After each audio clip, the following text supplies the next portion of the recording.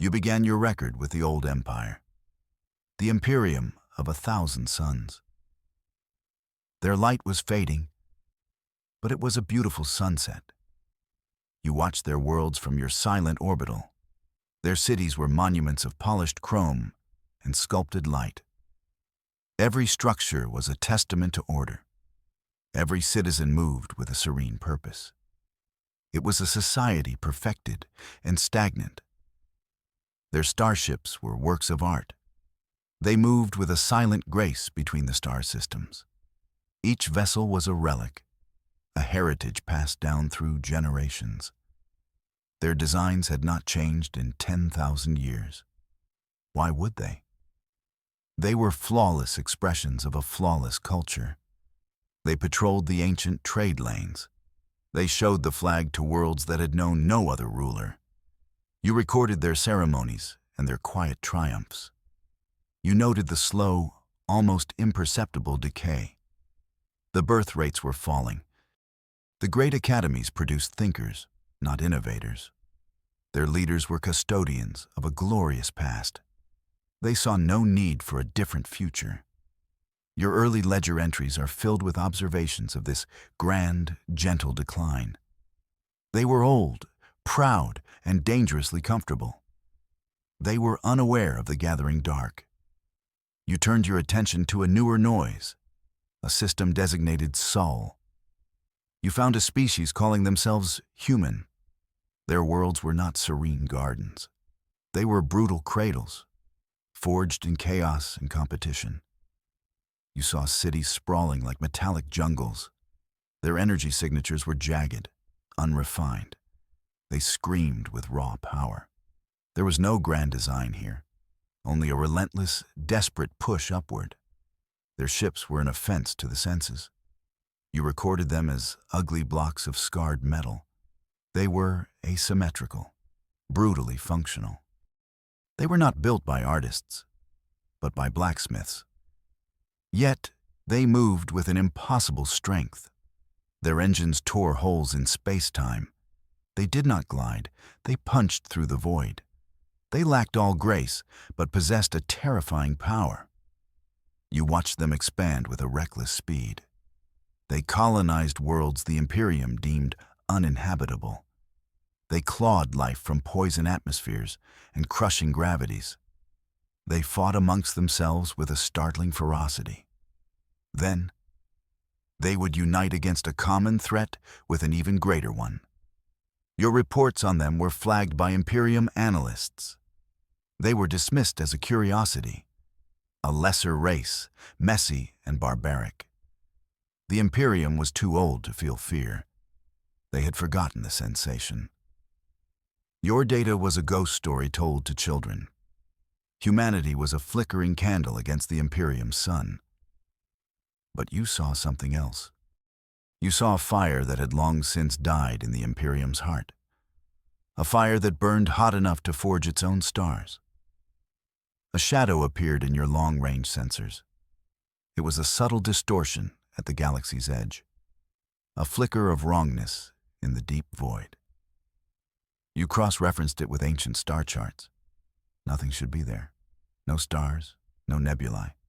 Just the cold, endless black. Yet, something was moving. Something vast and cohesive.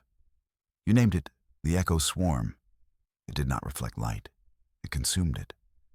It was a hole in the universe, a swarm of absences. You sent your findings to the Imperium High Command. You attached Terran analysis, raw data from their aggressive deep space probes. The Terrans saw the danger immediately. Their frontier listening posts screamed warnings. They called it a predator. The Imperium laughed, literally. Your recording of the Grand Council's session is telling. You hear the gentle, cultured chuckles. They called the Terran warnings barbaric superstitions. They saw the sensor readings as instrument errors. The swarm was a ghost in the machine. A fiction cooked up by an over-imaginative, lesser race. The council voted to send a ceremonial patrol. They would prove the void was empty, as it had always been. The grand fleet of the Imperium was a sight to behold. 100 vessels of the line, perfect in their symmetry. They moved in formations calculated over millennia. Each ship was a legend, a story etched into the stars. They were commanded by admirals whose lineage stretched back to the Imperium's founding. They went to meet the ghost. They expected to find nothing. Their ancient tactics were flawless and obsolete. They approached the coordinates of the anomaly. They deployed in a perfect crescent formation. It was a maneuver of immense beauty and precision. It was designed to intimidate pirates and unruly vassals. It was not designed to fight a living shadow. The Echo Swarm did not use tactics. It was a force of nature. The swarm descended. It was not a fleet.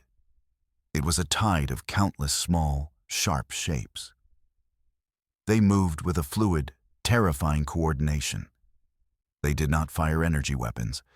They simply collided with the Imperium ships. They were living projectiles, each one adapting its trajectory in the final moments. The perfect formations shattered. The beautiful ships were torn apart by 1,000 tiny impacts. You watched the battle through your detached sensors. The Imperium warships returned fire with lance batteries. Their beams of pure energy were devastating. They vaporized entire sections of the swarm. But the swarm did not care. It absorbed the losses and closed the gaps. It was a foe without fear, without self-preservation. The Grand Fleet's end was not a battle. It was a consumption. A single message cut through the static. It was not on any official Imperium channel. It was a tight beam transmission, highly encrypted. It was aimed directly at the Sol system. You intercepted it, of course. Your ledger misses nothing. The sender was Prefect Horace Kane, governor of a border system. His world was next in the swarm's path. He was a man of logic and history. He had seen the Grand Fleet's last transmission. He had seen the impossible become real. And he had read your reports, all of them, the ones his superiors had laughed at. He had read your analysis of the Terrans. He saw their brutal strength not as a flaw, but as a necessity. He was acting against every law, every tradition of his people. His message to Earth was simple, a plea. He transmitted everything he had, the swarm's trajectory, the Imperium's failed tactics, the sheer, overwhelming numbers. He did not beg. He did not posture. He laid out the facts of their shared doom. He offered a partnership, an exchange of information. He was a drowning man, reaching for the one hand strong enough to pull him from the depths. His career was over. He knew that. But he hoped his civilization might survive. The Terran response was faster than he expected. It was cold and brutally direct. They had been watching the swarm too. Their own models predicted the Imperium's collapse within 3 standard years. They were already preparing for a war of extinction. They had been preparing for it their whole lives. Their brutal cradles had taught them that survival was never guaranteed. They offered their aid, their ugly, powerful ships, their reckless, innovative minds. But they had a price. It was not resources. It was not territory. It was something the Imperium valued far more. They demanded an equal place among the stars. No more lesser race designations. No more condescending trade agreements. They wanted a seat at the Grand Council. They wanted to be recognized as peers. The demand was galactic heresy. It was an insult to 10,000 years of established order. The fugitive prefect, Horace Kane, did not hesitate. He had seen the alternative. He had seen the swarm consume a fleet that was the pride of the galaxy. He agreed to their terms. It was an agreement he had no authority to make. But it was the only choice left.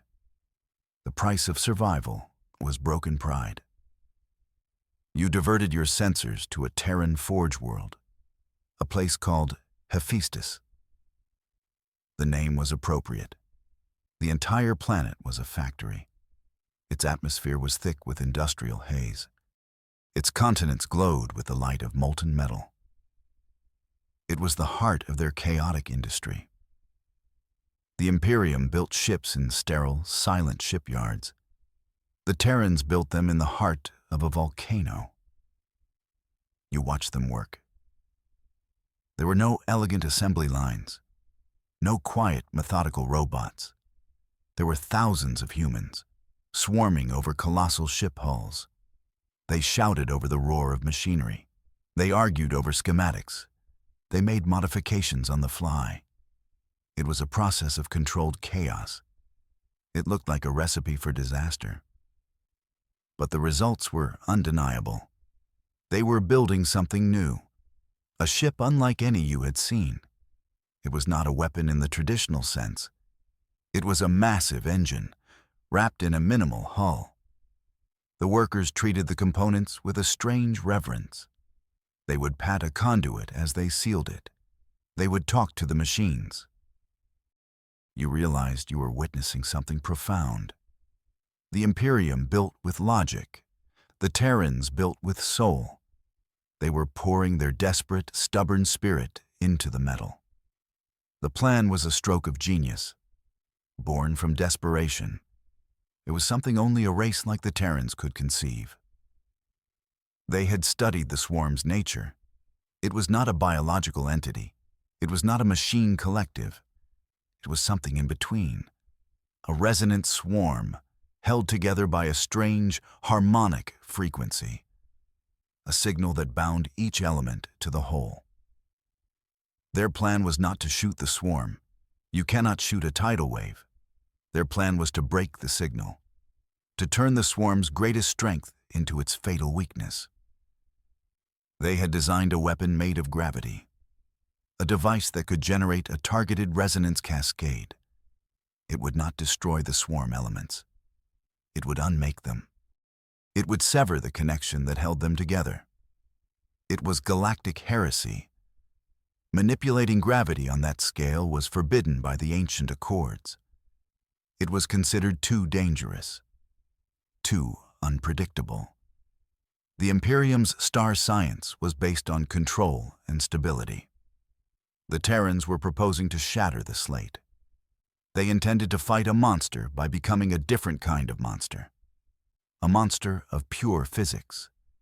It was a plan so audacious, so utterly insane, that it just might work. The first of the new ships were delivered to the Imperium. They were crewed by humbled captains, veterans who had survived the Grand Fleet's end. They stood on the bridges of the Terran vessels, and they were lost. The controls were not logical. There were no neat rows of buttons, no crisp data readouts. There were fluid interfaces, holographic displays that shifted and changed. The Terran ships responded to intent, to intuition. The human crews operated them like extensions of their own bodies. They did not need to calculate flight paths. They felt them. The Imperium captains were trained to command. The Terrans were trained to pilot. The alliance was one of broken pride and stark necessity. The old ways had failed. The new ways were baffling. A young Terran liaison was assigned to each Imperium captain. They tried to explain the systems. "Don't think about turning left, sir," one of them said. "Just want to go left." It was a maddening piece of advice, but it was the only one that worked. The Imperium officers had to unlearn a lifetime of training. They had to learn to trust the ghost in the machine, a ghost the Terrans had intentionally built in. A joint patrol was assembled, 2 Imperium cruisers, refitted with Terran shields, and one of the new gravity weapons, a ship they had named the Tuning Fork. It was an ugly, brutal-looking thing, a stark contrast to the elegant lines of the Imperium vessels. They ventured into a sector of space the swarm had already passed through. a graveyard of dead ships and silent worlds. They found a trailing cluster of the swarm, a few hundred elements, picking a dead moon clean. The Imperium captains prepared for battle in the old way. They calculated firing solutions. They braced for impact. The Terran commander of the tuning fork simply said, "Let's give them a listen." He activated the weapon. There was no explosion, no beam of light.